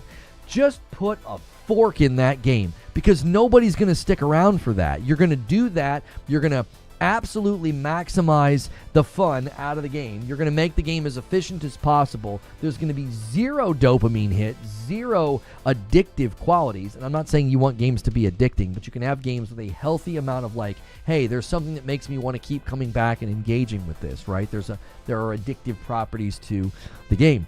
I'm telling you, if you do that in a game that is loot-based, you are just taking a bucket of acid and pouring it on player incentivization. It's well, why would I want to play this game beyond finding that perfect grind, perfect currency route, and then I build the best gun, and now I'm done? It doesn't... I'm telling you, if the game is loot-based, there is a psychology to the loot dropping, the loot making a sound, the loot having a color grading, the loot having a potential good roll. There's a whole player psychology behind that, and what makes the dopamine fire in your brain. And you break that if you're yeah, you don't need to do any of that. You just need to grind currency and then spend currency on best gun. I'm telling you, if it's a loot-based game, you take it like a twig, and you just take player incentivization, you just snap it in half. And it's people are going to run the most efficient route, and they're going to have zero, fond memory, or zero. There's no intoxication there. It's not oh, I got to get back in there. I might get something good. I got to get back in there, dude. Oh, the drops. Oh, it's no, I ran this route for 7 hours, and I got all the coins I needed, and I made the best gun. Whoop-dee-doo. You've neutered the entire experience into an exchange of time instead of an exchange of excitement, where it's you might get it. I think Escross has a video saying you can craft weapons and things after you upgrade some type of skill. You only need materials for it. Yeah, upgrading your weapons in Arc Raiders is helpful, but you're not crafting the best weapon. You're just making the weapon better with materials. And yes, that is something you can certainly do. It gives you a bigger magazine, or maybe a little bit more stability or durability or something. Yeah. This game, that's not what we're talking about. I'm not talking about a game that allows you to say, oh, you can take this weapon from a level 1 to a level 2. I'm talking about crafting a gun where everything is best in slot, the barrel, the grip, all of it. When you get far enough, you can craft the best weapon, but you always have the chance to lose that weapon. That's one of the things in Arc Raiders that puts things in balance. I invest all that currency into that weapon. It's oh, look how awesome it is. Yeah, and if you lose it, that's like losing, a really expensive watch versus the watch that that you bought for $10 at Target because you just needed a watch. You see the difference? One watch costs you $200. You only wear that on nice occasions. You got a watch for $10 from Target. You just need one when you're kind of out in the field working or whatever. If you accidentally wear your really expensive watch and lose it, that's devastating. That's what that weapon represents. It's I've invested so much more into this weapon versus a weapon you find in the game that you can replace at any time because it's a drop. It's just it's basically something that you just found in a drawer or on a person. So I think crafting in this game is a little bit different because it represents a currency sink that then can be lost. In a loot-based game, like a Borderlands or a Destiny or something, if you let me build the best weapon and then it's just mine, you're murdering player incentivization. Like, I'm never going to go back in and look for stuff. I wasn't necessarily speaking about Arc Raiders in this. Somebody said, do you think Division could learn from Arc Raiders? Jaggy's asking about the Division. And so I'm saying, if you're going to put crafting in a game like the Division 3, you have to be very, very careful. Because crafting can hurt player incentivization if it's not built properly. It really can. Alexander Smith says, what's your favorite experience with Arc Raiders? I think my favorite experience is going in my second game and saying, I'm not going to shoot, I'm going to try to make friends, and I made a friend, and we got out. I think that was just a great turning point to be like, look, you do not have to go in and shoot everybody on sight, because people were telling me to, and I was like, no. I'm not going to do that. I said I would feel like a pretty big hypocrite if I went into a game and was like, I don't really want to deal with PvP. I don't really want a PvP. And then I just shoot everybody on sight. Does that make sense? Like, that would have been pretty hypocritical of me to do. To just basically initiate a bunch of PvP and then what? Be grumpy that I'm dying a bunch? Like, you know what I'm saying? Like, a lot of people that are like, I just keep getting killed. Like, I wonder, are you using prox chat? Are you shooting first all day? Like, what are you doing to invite that, you know? Now, it is possible I've just gotten very lucky, but most of the people I've spoken to have been willing, they've been willing to work together.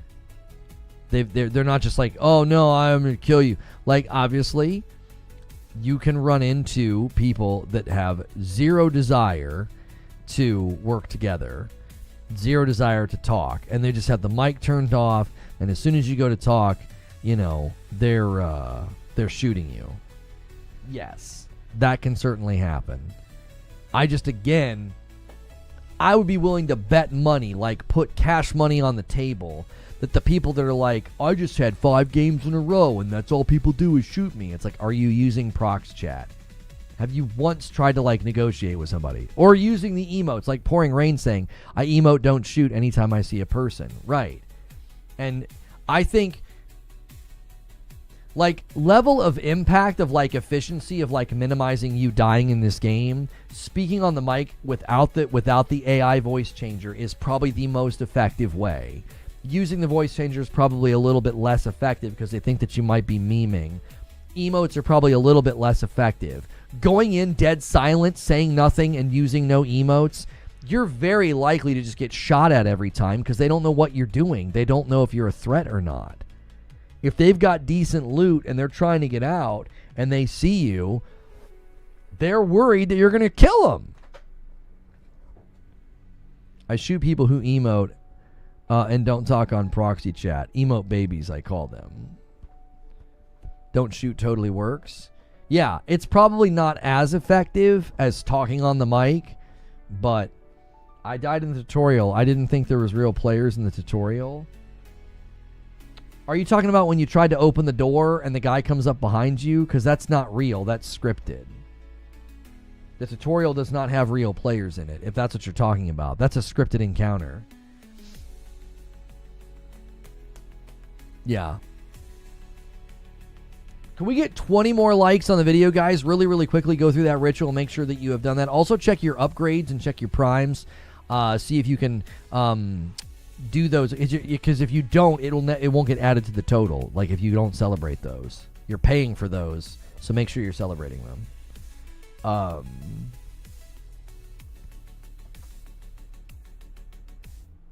I have such a hard time deciding to bring my good gear just to end up hoarding it. Yes. Yeah. I'm struggling with that right now too. Like, I've got some pretty good gear and I was like, I never want to bring it in. Like, I never want to bring it in because it's like, I don't really feel like I need it. This is one of the reasons why I would love aspirational PvE content, because like a really good gun, I don't feel like it impacts my experience enough to bring it in. Like, it's like, yeah, it would help, and yeah, it would be nice, but it's like if I lose it, I'm going to be furious, and I don't feel like it's going to make that big of a difference. Now, if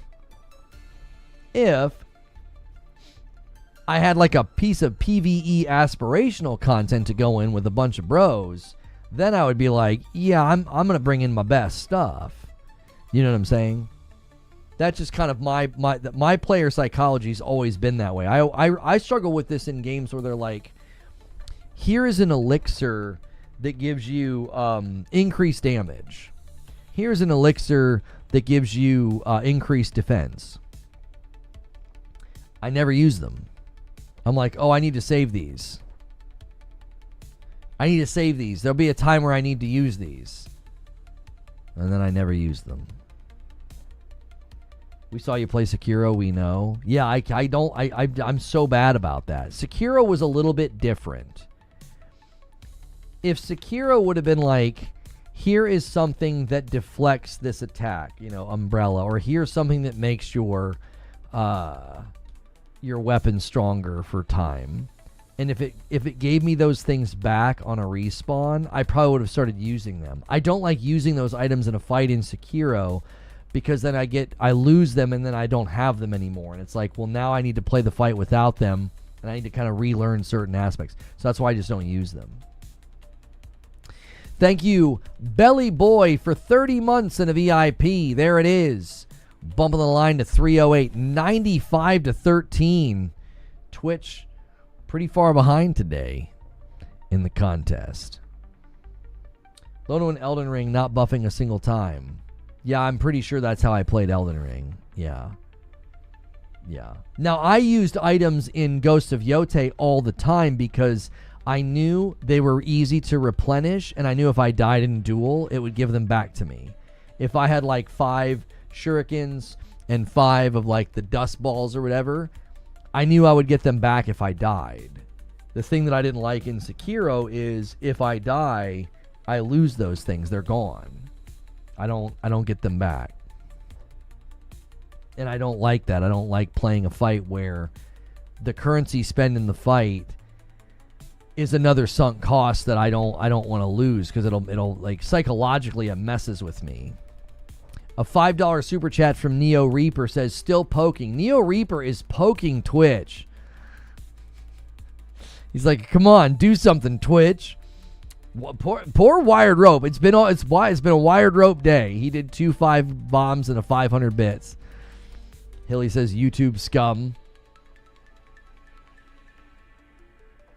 A guy just tried to trade me olives for apricots. What other game has that? Ninja Gaiden 4 gives you back your items if you die.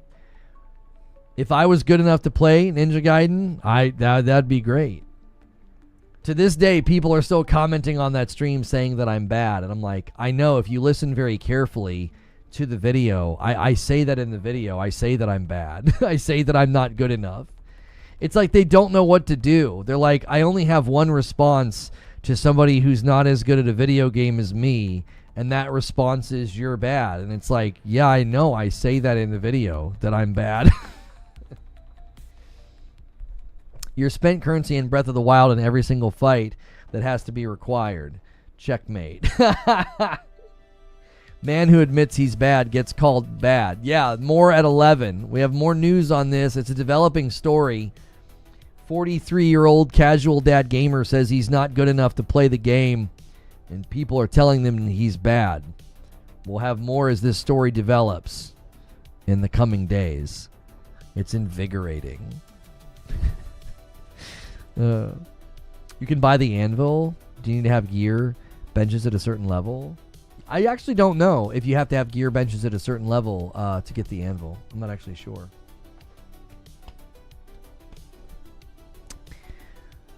If you guys are watching on YouTube and have been enjoying the show, man, thanks so much for the lurks. Thanks so much for the chats. If you guys have been chilling in the background and lurking and enjoying the show, take a quick second and hit the thumbs up. Hit that like. And, yeah,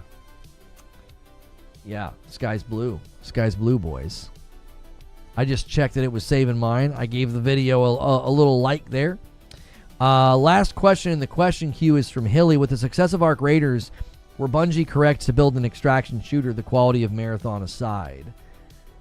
You know what's interesting about Arc Raiders is I don't feel like Arc Raiders is doing as well as it is because it's an extraction. I think it's doing as well as it is because it's not just an extraction. Like, that might sound like nonsensical, but this is what I mean. Oh, you need to be level 2 for the anvil. You need the blueprint, though. Oh, there you go.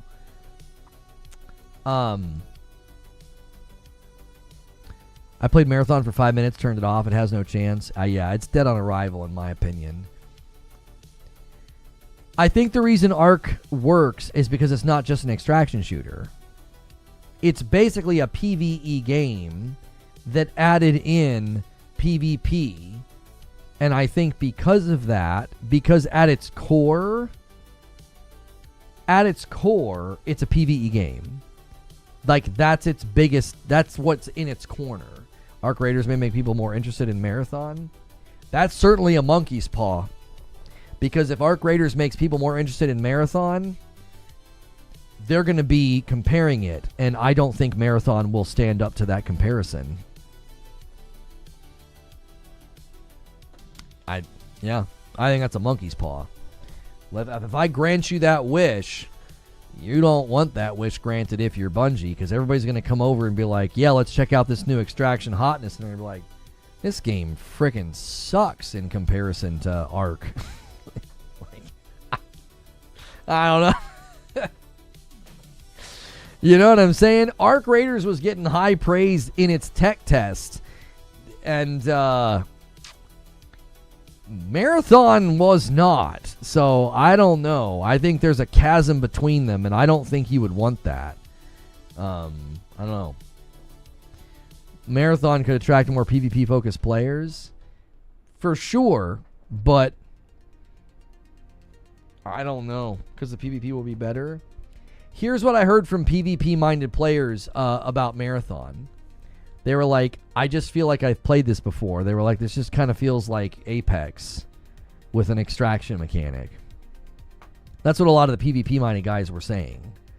And so, you know, take that for what it's worth. I think that's another issue that you're going to run into with the game, is that, like, there's just not much to it. I don't know if they can get much added in the time that they've taken to work on it. I enjoyed it enough, but that was me. Even the people that enjoyed it, I couldn't see them playing it for months. I just couldn't. When I watched it and they talked about it, I was like, no, but nobody's playing this game for months. Nobody. I could see people coming back to Arc Raiders for the events and the new arcs and the roadmap and the cool stuff and the new maps. I see people they're interested in the world and the story and the lore and the social element. I don't think you're going to get that with Marathon. I think a month later everyone's going to be like, yeah, I mean, it's just kind of felt like another game, and it's kind of boring, and like, I don't know. It's just very derivative. I don't think they're going to be able to shake how much of it is derivative. I think that the art theft for Marathon was the tip of the iceberg of how derivative that game is. And when a game is that derivative, I think it leads to death.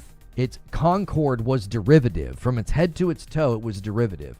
Player movement, guns, animations, map design, it was just derivative. And I think Marathon is very much that. It is. So I think that's going to hurt it. I think people are going to be like, I just feel like I've played this before. So I don't think they're going to be able to shake that off. I think it's baked so much into the crust of the game is that it's derivative. I think they had a small team working on it. I think that company is known for its laziness and its stealing ideas from others. And I think they literally thought, we're Bungie after all. We can do all this stuff just like everybody else does, and we can do it better, and people will like it because we're Bungie. They're not, it's almost like it's interesting. It's almost like they're resting on their laurels. It's like a game that has to come out and really prove itself. You know, 50 gifted on both Twitch and YouTube that Marathon makes you eat crow. What would make me eat crow? Come on, Neo. What would make me eat crow? Like, you got to set a number. You got to be like, we got to have some semblance of like, well, it's a success, or like, how do we measure success? I think that thing is going to be an utter disaster. There's just no frickin' way. I'm telling you right now, streamers are going to eviscerate it. They're going to eviscerate it. It doesn't have the social capital. If you win the crowd, you win your freedom. The crowd is yelling and chanting and waiting for blood. That's what they want. That's what they're waiting for. The crowd is ready for execution. Like they're thirsty for it. The game does not have any social capital at all. And I think you need that for a game like this to get off the ground. There's got to be some level of trust, some level of goodwill, some level of social capital. They have none. If anything, they're in the negative. Like, their bank account of social capital is overdrawn. It's in the negative. Like, I just don't think so. Take the bet. The game isn't lasting longer than 6 months, says Dirge.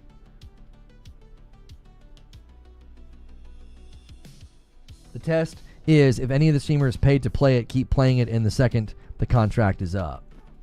Yeah, for real. There will be streamers that stay with it because they'll try to capitalize on a vacant directory. Mark my words, that directory will be a ghost town as soon as the sponsored money runs out, and it will run out. I don't think they're even going to have that many sponsored streams. They'll probably try to do one like launch day with all the big dogs. And then the next week, it'll be a ghost town. All these streamers are going to flock back to RedSec. They're going to flock back to Arc. They're going to flock to COD. They're going to flock to Warzone. They're all going to go back. They are. I'm telling you. There's no way. There's absolutely no way that thing has any staying power. They've overdrawn on their bank account of social capital. People think that Bungie is a joke right now. I mean, all you got to do is look at the way the people are talking about Destiny. Like, that is the seedbed. The public's thought toward that company and anything they touch, buddy, there is stink on Bungie at this point. And I got to tell you, it's so deserved. I've never seen a company more deserving of public ire and disdain than that company. They deserve it. They've made this bed. They have. And watching them have to lay in it, I have taken a pretty good amount of satisfaction in what's been happening to that company because they deserve it. And I think that that's going to affect Marathon in a significant way. I think it's all tied up. And this is what people will do. They'll dismiss what I say and they think that I'm like some kind of a Bungie hater or that like I've got a vendetta against Bungie, okay? Believe me, the reckoning coming for that company is not from me. And also, I've been more than fair to that company over the years, whether it's regard to like their expertise in live service or that they have good talent there or that they could turn things around and build Destiny 3, right? Like, if there's anybody who has every right to wish nothing but destruction on that company, it's me. I would be the first in line. I would be the president of that club, okay? And I've never been that way about it. I've given them credit where credit is due. I've been more than fair to that company because it's not every single employee, and I think they are experts in live service, even if they've fallen from grace. And I also think they have a lot of talented people there, and I think they could, with the appropriate leadership and funding, build an amazing Destiny 3. But I also look at Marathon, and I also look at the state of Bungie, and I think this thing doesn't have a snowball's chance in hell of surviving. There's just no way. Live service games are so perilous, and it's so difficult to be successful, and they are already laying on the gurney. Like, the accident has already happened. Like, you're talking about whether or not they're going to run in the Olympics, and I'm sitting here saying they might not even survive.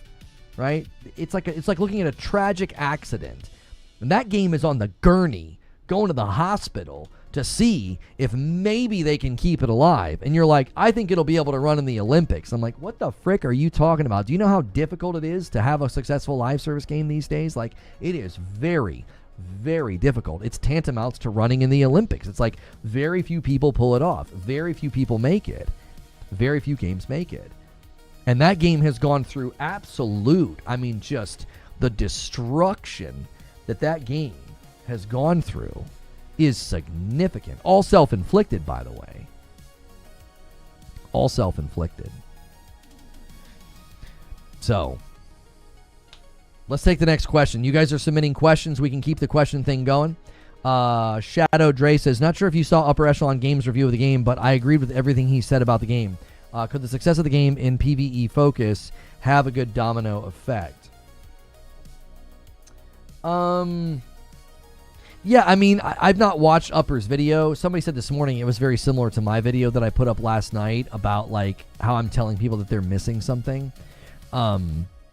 So, you're asking, could the success of the game in PvE focus have a good domino effect?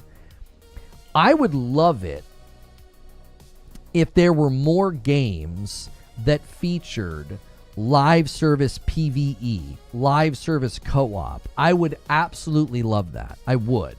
I'm not arguing that Arc Raiders should be PvE, but I'm saying this is exactly what should be the lesson that other companies should take from Arc Raiders. You should see the overwhelming amount of people that are saying, I want PvE only. I would buy the game if it's PvE only. If you're a developer right now scoping out a live service game, I would be paying attention to that feedback. It doesn't mean that Arc Raiders needs to do that. If anything, they're not going to, which leaves a vacancy in the market for it. I would also look at the success of Helldivers 2 and say, there seems to be a vacancy, a hunger, a desire, and a consumer demand for live service PvE co-op games. Some people are tired of PvP and they just want to shoot baddies with their bros. Right? You could call them bro shooters. The bros just want to do some shooting, man. I think that feedback is something that developers should be paying attention to. Stop chasing the dragon. Stop, if that's even the right term. Stop chasing the live service dream of, like, we can build Fortnite. You know, the PvP train doesn't have a whole lot of train track left. Like, eventually you're just going to have most of the big PvP heavy hitters and people are going to look for new experiences. Does Arc create PvE only matchmaking? No, they do not, and people have been asking for it quite a bit. They've been asking for it a lot. Would those people actually buy the game? Henry Ford has a quote. If we asked people what they wanted, they would have said faster horses. Well, I don't know if the Henry Ford quote applies here, Zubair. I don't know if that necessarily applies. They've made a game and people are like, man, I'd really like that if you remove this one element. Like, they're not saying that they don't like the car. They're saying they'd like the car with different features. Like, nobody's saying, get that freaking stupid extraction game out of here, man. Look, I want this. That's not what people are saying. They're saying, man, that was that an Until South Park reference? No, it is what chasing the dragon. It refers to a method of smoking powdered drugs. Yeah, sorry, used the wrong term. Stop chasing the trend. Stop chasing the white whale. That's the right phrase. Sorry. Stop chasing the white whale of, I can have a successful live service game. We just need to do PvP. Like, in many cases and in many instances, I think a lot of these games misfire because they create one more PvP meat grinder and people are like, yeah, been there, done that. Yeah, I'm kind of over that.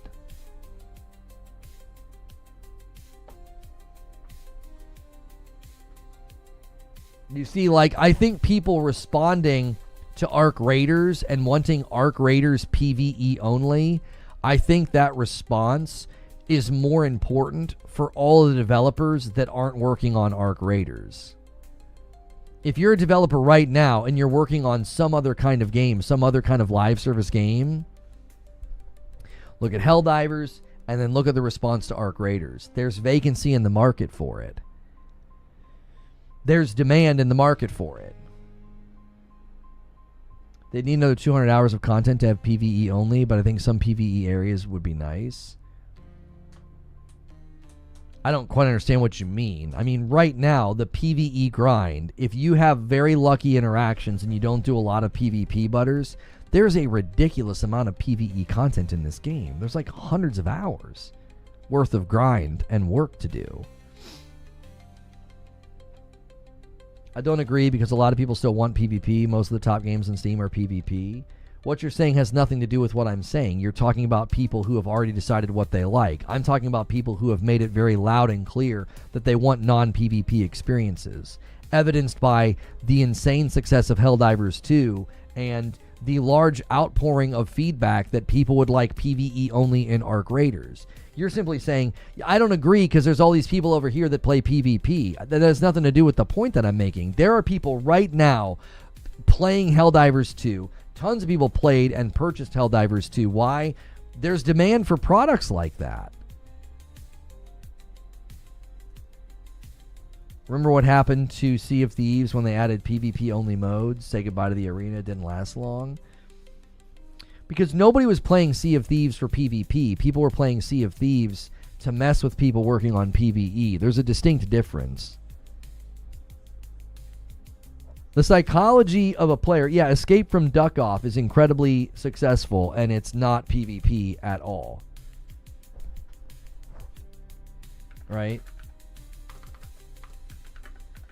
I think the mistake people make is they're like, well, this game's really popular, so other games won't be popular. That doesn't make any sense.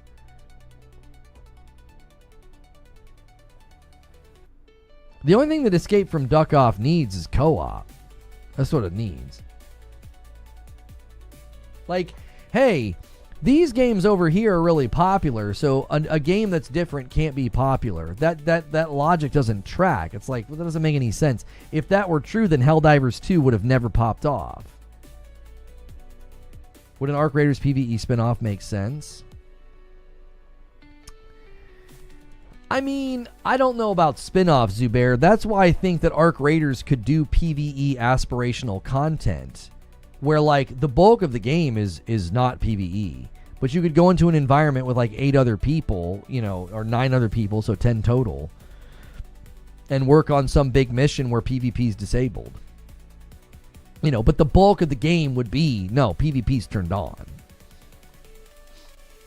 Limited time mode, you know, one piece of bespoke aspirational content where like the whole goal is to go in on a mission with others to do this thing, and since you're going in together, you know, you don't do you don't do the excuse me, the PvP thing.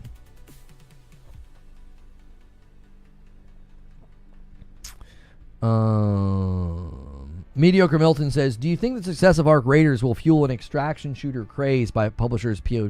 Oh, for 100%, yes. There will be a bunch of, and this is why I'm saying companies need to take the right lesson.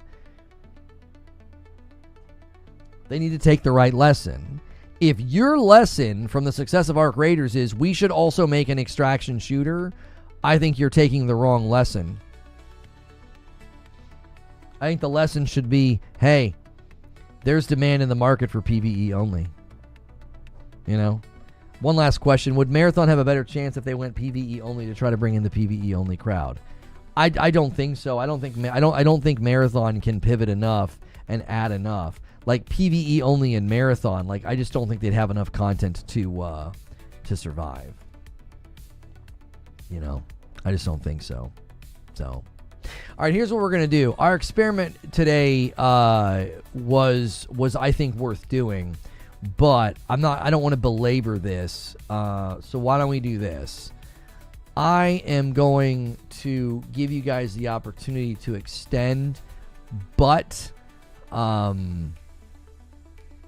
It's almost noon. So here, I'll do this. I'll give you 10. I'm gonna give you guys 10 minutes. We're gonna go to green room in 10 minutes.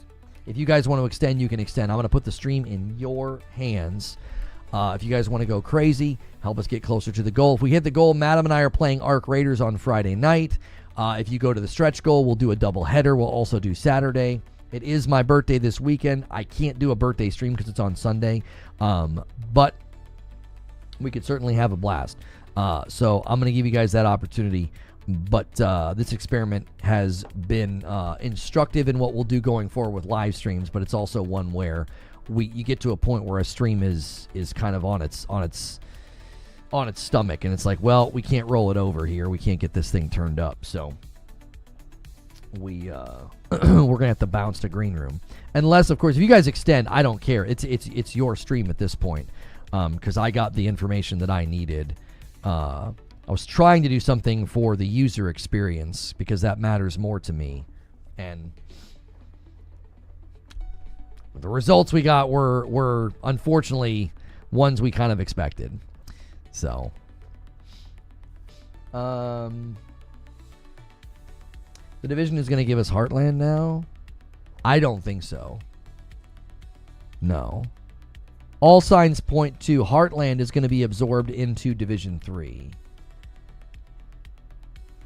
I think what they said in Morning Coffee was a mode that rotates. It could be called the Second Wave PvE. One more month to my 4 years. Geez, Butters with a VIP adds to the total. Every 5 adds time to the timer. Thank you very much. Yeah, I think they've made it pretty clear. Heartland's just going to end up in the Division 3. There's no way Heartland could survive on its own. Next experiment, aggressive. I actually turned that on and it didn't seem to help. I think it's literally when the stream is scheduled and when it goes live. I think you have to have it enabled or they just absolutely hobble the stream. I've not seen a stream start this poorly in all of the years I've done this. And it was because I had it turned off. And I think when you have it turned off, that doesn't exist to them. It's unfortunate. It's the nature of this platform, sadly. I was just trying it out. New Division game sounds good. Yeah, Division 3 has been confirmed that Massive is making it. Yes. Yeah, they're making it. Would a PvE mode that only gives you up to mid loot work? What'd you have turned off? Live streams on YouTube feature automatic ads, and I turned it off, and it killed it. Like, we basically just took everybody from Morning Coffee over here, and that was pretty much all that happened. Like, I used to run Morning Coffee in the mornings, and I'd have 250, 275 people hanging out at a Morning Coffee, and we basically didn't really get past that in a public stream, and it's because YouTube doesn't want you doing that. They don't want you running live streams without automatic ads, unfortunately. So I did it as an experiment, and I took it on the chin, and yeah, we can't do that, sadly. So we've got to run them. We just got to run them in a way that's the least intrusive to your experience, because I would prefer to just never have them run. So eventually they're going to run them in chat so that the stream doesn't get interrupted. They just haven't rolled that out yet. That will be helpful, because I don't like people having their viewer experience interrupted. That's always been my frustration with it. It's why when you guys sub to me on Twitch, I actually turn them off for subs. Like, you will never see one on Twitch when you sub to my Twitch channel. Because I don't want that. I don't care about getting the money from it. It's like, I don't want you to be like, this is a great show, ad. Like, that's terrible. So I've always had that posture. I had that posture when I was exclusive to Twitch, and I have that posture now. But sadly, we don't have control over it. So I've always prioritized the user experience over, like, ad revenue. Like, what the frick? Like, that's not... It just isn't worth... As a live streamer, it's not worth having the interaction disrupted. It's harmful to what we try to do here. Hilly asks a question. Do you think Arc Raiders will do any collabs? I think they've been pretty adamant about the fact that they're going to be very careful with that. Like, I don't think you're going to see, like, Bart Simpson inside of Arc Raiders.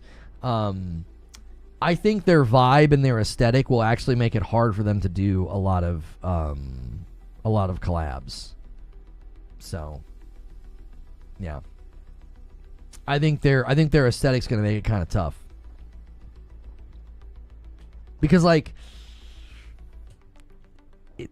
it has a really unique look. You can't just, like, throw some skin or helmet or jacket in the game from something else. Yeah, no Nicki Minaj, no Teenage Mutant Ninja Turtles. Yeah, no. Mad Max and Doom could work. I'm gonna be honest. I kind of don't want them to. You know? If you could turn off ads for members on YouTube, that'd solve all your problems. Unfortunately, features like that would be great for me, and they would never want to do it. That's the unfortunate reality. Yeah. Can you get the Arc dudes into Fortnite? I kind of don't want them to do anything like that. I really, really hope that never happens. Like, hey, we're putting the Arc people in Fortnite, or we're getting these pop culture reference skins in Arc Raiders. No. Everybody's doing that, you know. Fortnite did it. Fall Guys did it.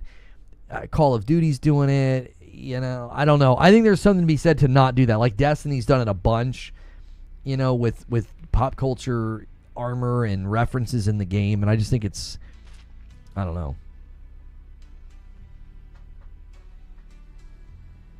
If I were to be in charge, or I were to choose, I'd be like, don't do it. Don't dilute the game with that. So, anybody go back to Destiny 2 for Star Wars? Probably people will, just for the lightsabers alone, but I think it'll last an afternoon. I think they'll go back, realize why they stopped playing, and that'll be that. That would be my prediction. Is a lot of players will be like, let's go back and check out the lightsaber, and they'll be like, it's the same game, I just have a glowy sword. That doesn't really change it, you know, that doesn't really change anything. So, I think people will go back. We all love lightsabers, but there's nothing enduring about that.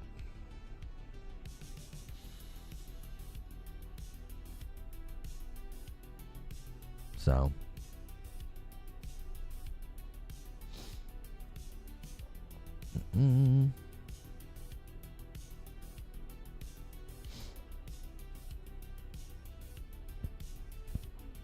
can't tie to the lore at all. Yeah, that's another thing. Like, if you can't tie it to the lore, if you can't, like, weave it into the game itself, it just feels weird. You know? Like, there's just no... it's like, can Destiny just die with dignity, you know? I don't know.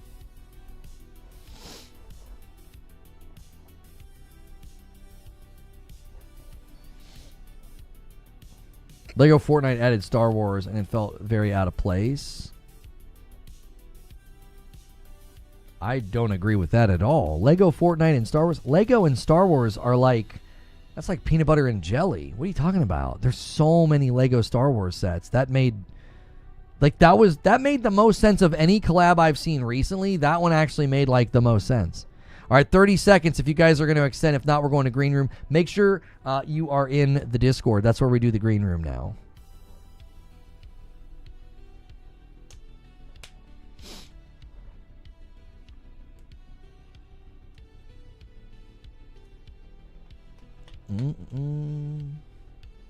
The entire game is based on Fortnite characters, and then there's just the Star Wars area. I mean, I guess, like, I never really looked at Lego Fortnite and thought, that looks like Fortnite. It looked like Lego to me. Obviously, the characters that, like, some of the more familiar skins. So, you know. All right, make sure you guys use the Discord command. Get in the Discord for Green Room. Thanks so much for tuning in today. And we'll decide what we're going to talk about tomorrow. All right. If you guys haven't checked out the latest video about, you know, Arc Raiders and how you are, how you're missing out, I'll put a link in chat for all of you. If you can't come to the Green Room, check out that video, and we'll see you guys tomorrow.